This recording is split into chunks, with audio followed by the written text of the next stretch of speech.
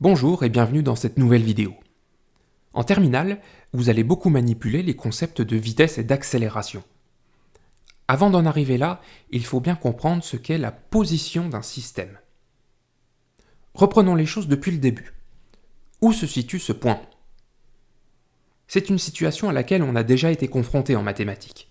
Une des solutions possibles pour répondre à cette question est de couper l'espace en différents cadrans à l'aide de deux axes perpendiculaires entre eux. On exprime ensuite la distance qui sépare le point de l'axe vertical, ainsi que la distance qui sépare le point de l'axe horizontal. Ici par exemple, je peux dire que le point est à 4 cm de l'axe horizontal et à 6,5 cm de l'axe vertical. Le problème est qu'il y a plusieurs points qui ont les mêmes caractéristiques. Pour pouvoir éliminer les points qui ne vont pas, il faut être capable de dire si le point est situé au-dessus ou en dessous de l'axe horizontal, et de dire si le point est situé à gauche ou à droite de l'axe vertical. Pour répondre à la question initiale, on réalise les choses suivantes. On appelle origine le point de croisement des deux axes.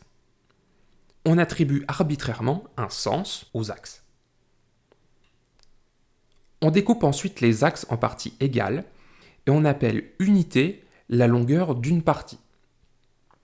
Lorsque l'unité sur l'axe horizontal a la même longueur que l'unité sur l'axe des ordonnées, on dit que le repère est orthonormé.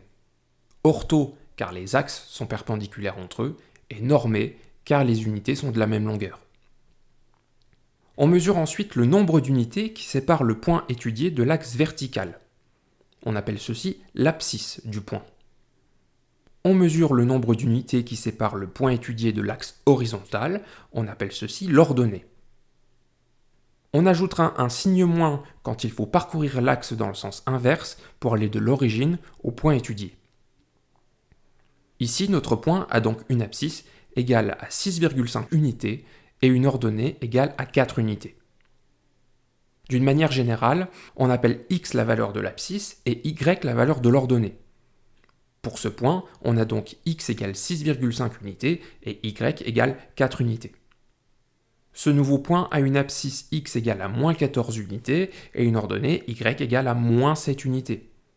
Les signes moins viennent du fait que le point est situé à gauche de l'axe vertical et en dessous de l'axe horizontal. Ici, x égale 9 unités et y égale moins 3 unités. Bon, d'accord, mais en physique, on étudie rarement des points fixes. Souvent, le point étudié bouge dans l'espace.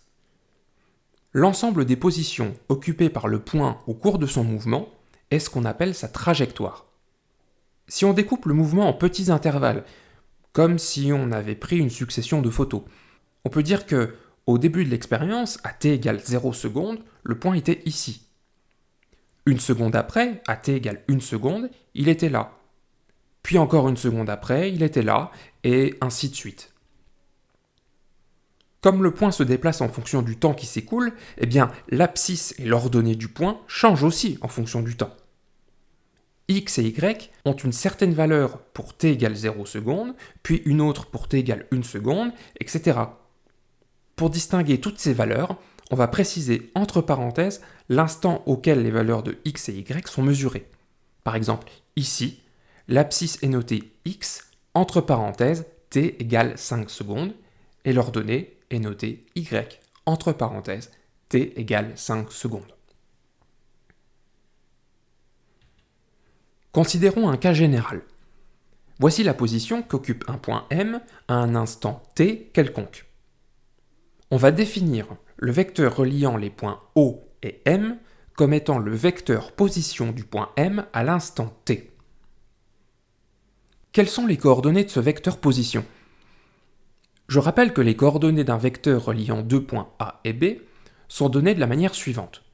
La composante selon x est xb moins xa, et la composante selon y est yb moins ya. Les coordonnées du vecteur position sont donc selon x, xm moins xo, et selon y, ym moins yo. Comme le point O est à l'origine, xo et yo valent 0. On peut donc se contenter d'écrire ceci.